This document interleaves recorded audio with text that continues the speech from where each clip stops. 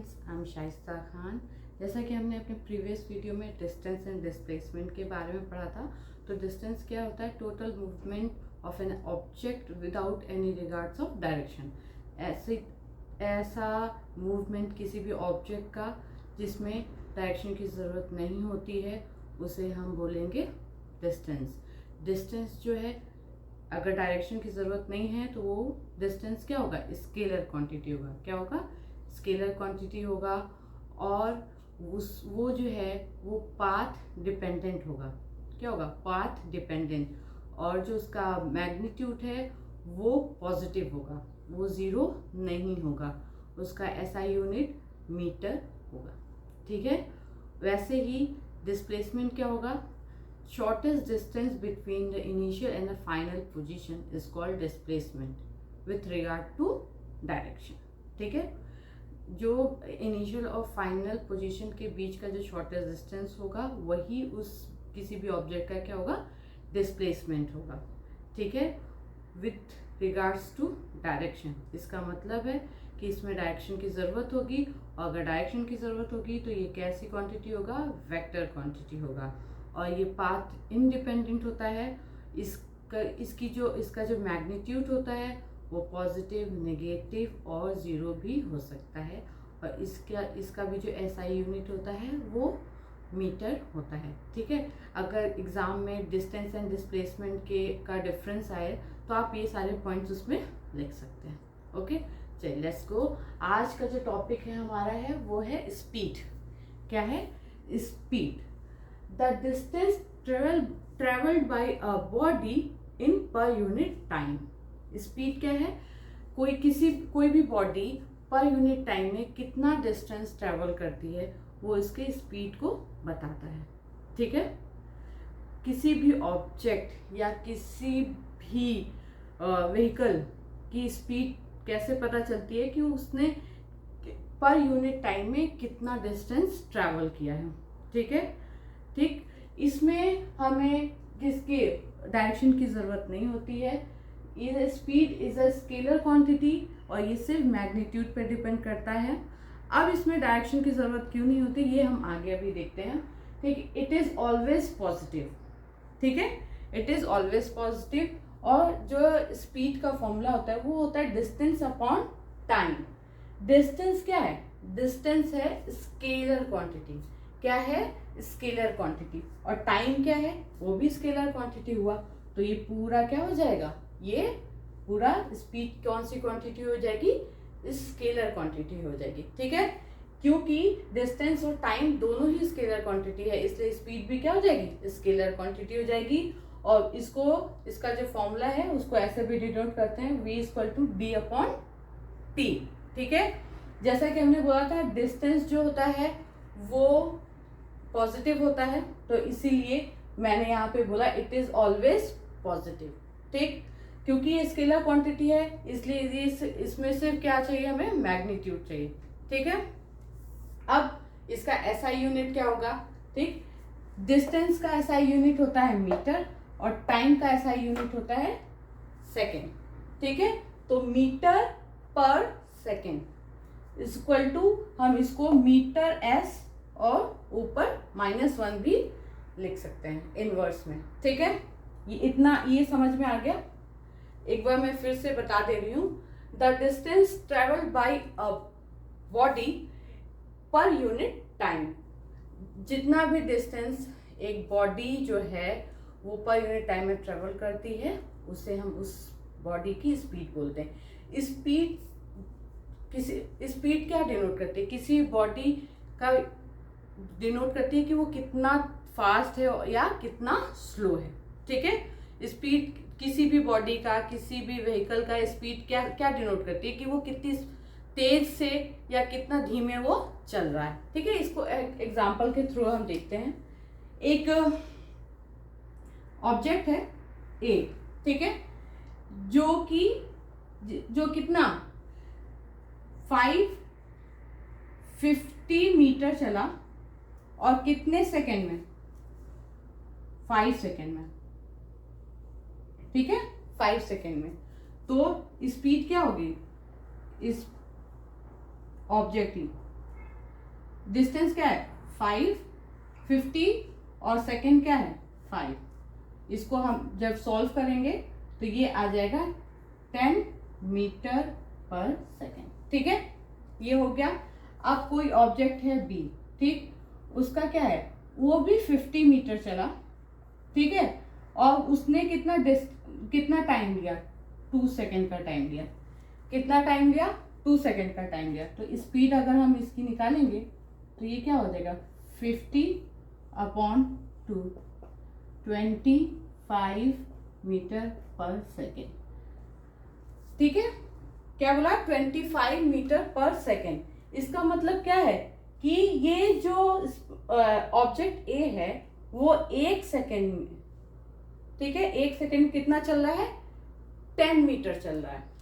ठीक है, और जो ऑब्जेक्ट बी है वो जो है वो क्या, वो 1 सेकेंड में कितना चल रहा है 25 मीटर चल रहा है। इसका मतलब कि जो ऑब्जेक्ट ए है उसकी स्पीड क्या है स्लो है, और जो ऑब्जेक्ट बी है उसकी स्पीड क्या है फास्ट है, क्योंकि वो 1 मिनट में ज्यादा से ज्यादा डिस्टेंस कवर कर रहा है। तो अगर आप कोई भी ज्यादा डिस्टेंस कवर करेंगे तो यानी आप अपनी जो भी आपका जहां आपको फाइनली पहुंचना होगा तो वहां पे आप जल्दी से जल्दी पहुंचेंगे। ठीक है, तो इसमें क्या शो किया कि जो ऑब्जेक्ट ए है उसकी स्पीड स्लो है और जो ऑब्जेक्ट बी है उसकी स्पीड क्या है फास्ट है। ठीक है, इतना समझ में आया। अब हम इसके बाद जो पढ़ेंगे वो होगा एवरेज स्पीड। ओके, मैंने बोला था लास्ट उसमें कि एवरेज स्पीड, ठीक है, एवरेज स्पीड क्या होती है, it is the total distance travelled divided by the total time taken to cover that distance. जितना भी कोई बॉडी जितना भी डिस्टेंस उसने चला है, ठीक है, वो पूरा डिस्टेंस टोटल डिस्टेंस को किससे डिवाइड करेंगे, उस डिस्टेंस को कवर करने में जितना हमें टाइम लगा है उतने टाइम से हम उसको डिवाइड करेंगे तो हमारा क्या आ जाएगा एवरेज स्पीड आ जाएगा। अभी मैं एग्जांपल में इसको और आपको क्लियर करूंगी। ठीक है, एवरेज स्पीड क्या होगी, total distance travel upon total time taken, मतलब जितना डिस्टेंस पूरा टोटल जितना डिस्टेंस में चला है उसको किससे डिवाइड करना है टोटल टाइम से। ठीक है, हमारे पास 2 तरह के मोशन है, एक यूनिफॉर्म मोशन होता है और एक क्या होता है एक नॉन यूनिफॉर्म मोशन होता है। तो सबसे पहले हम यूनिफॉर्म मोशन का एग्जांपल देखेंगे। ठीक है, अब देखिए इन यूनिफॉर्म मोशन,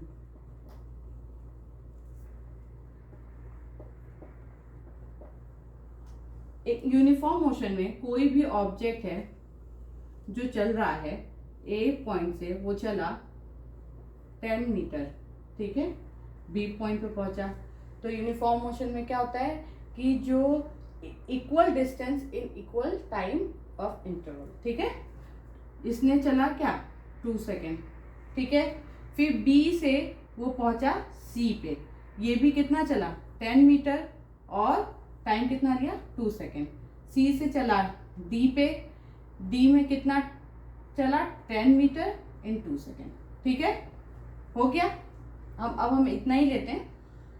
अब क्या हुआ, ए से बी तक जाने के लिए, ए से बी तक जाने के लिए उसकी जो स्पीड होगी वो क्या होगी 10/2, कितना आया 5 मीटर पर सेकेंड। ठीक है, वैसे ही बी से सी तक जाने में 10/2 कितना आ गया 5 मीटर पर सेकेंड।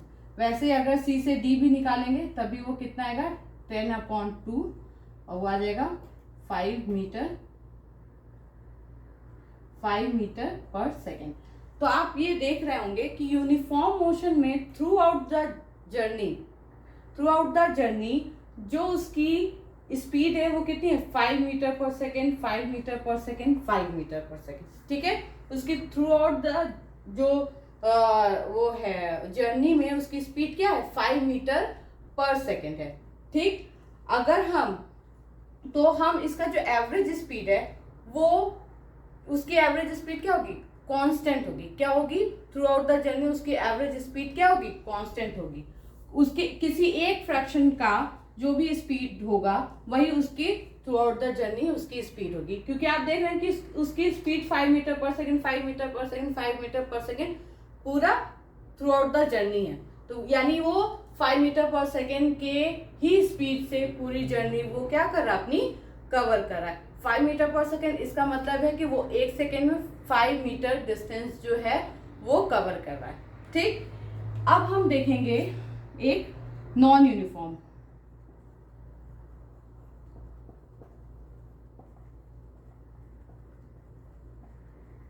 नॉन यूनिफॉर्म मोशन, ठीक है।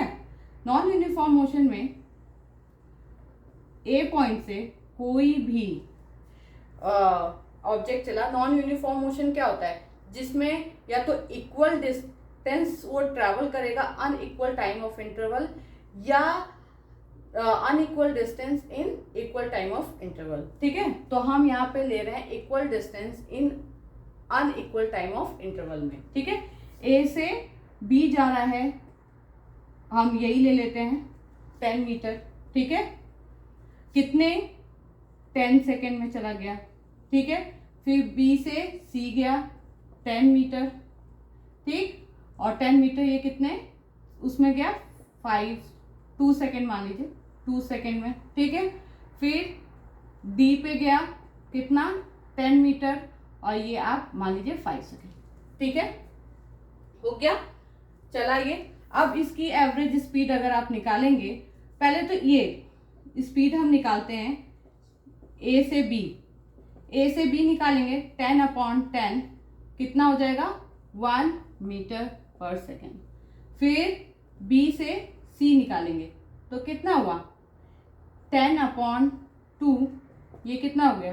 5 मीटर पर सेकेंड। और सी से डी निकालेंगे, ये कितना? 10/5, ये कितना हो गया? 2 मीटर पर सेकेंड। तो आप देख रहे हैं कि ये उसकी जो स्पीड है वो हर फ्रैक्शन में अलग अलग है।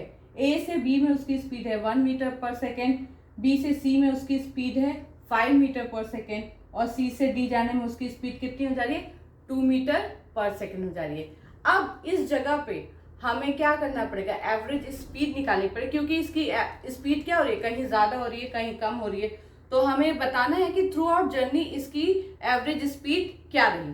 ठीक है, तो एवरेज स्पीड के लिए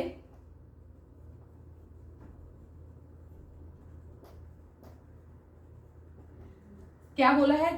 total distance travel. Total distance कितना? 10 + 10 + 10, और टोटल टाइम टेकन कितना है? 10 + 2 + 5, तो ये कितना आ जाएगा? 30/17। ठीक है, अब अगर आप इसको करेंगे तो ये जो है फ्रैक्शन में आएगा, 1 पॉइंट समथिंग में आएगा। ठीक, ये हो जाएगा आपका इतना मीटर पर सेकेंड। इसको जब भी आप सॉल्व करेंगे तो जितनी वैल्यू आएगी वो उसका क्या हो जाएगा? स्पीड हो जाएगा, उसकी एवरेज स्पीड हो जाएगी थ्रू आउट द जर्नी।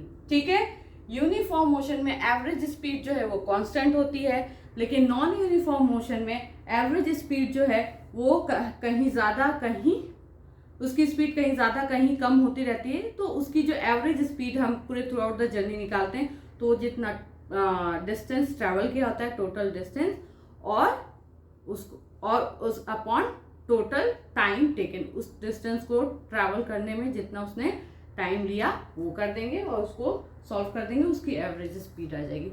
ठीक है, इसको और भी हम क्लियर करने के लिए एनसीईआरटी का एक एग्जाम्पल है, उसको हम अभी देखते हैं, तो वो एवरेज स्पीड क्या होगी आपकी और क्लियर हो जाएगी। ओके, जैसा कि एनसीईआरटी में एग्जाम्पल 8.1 दिया हुआ है, an object travels 16 metre in 4 second and then another 16 metre in 2 second, what is the average speed of the object. ठीक है, अब ये देखिए आप, जो ऑब्जेक्ट है वो पहले 16 मीटर कितने टाइम में ट्रैवल कर रहा है? 4 सेकेंड में, एंड दूसरे 16 मीटर वो कितने टाइम में ट्रेवल कर रहा है, 2 सेकेंड में। इसका मतलब है वो जो ऑब्जेक्ट है वो नॉन यूनिफॉर्म मोशन कर रहा है। ठीक है, क्या कर रहा है, नॉन यूनिफॉर्म मोशन, क्योंकि उसमें वो इक्वल डिस्टेंस ट्रेवल तो कर रहा है लेकिन अनइक्वल टाइम ऑफ इंटरवल में। ठीक है, ये तो क्लियर हो गया। अब हम देखेंगे कि टोटल डिस्टेंस उसने कितना ट्रेवल किया। टोटल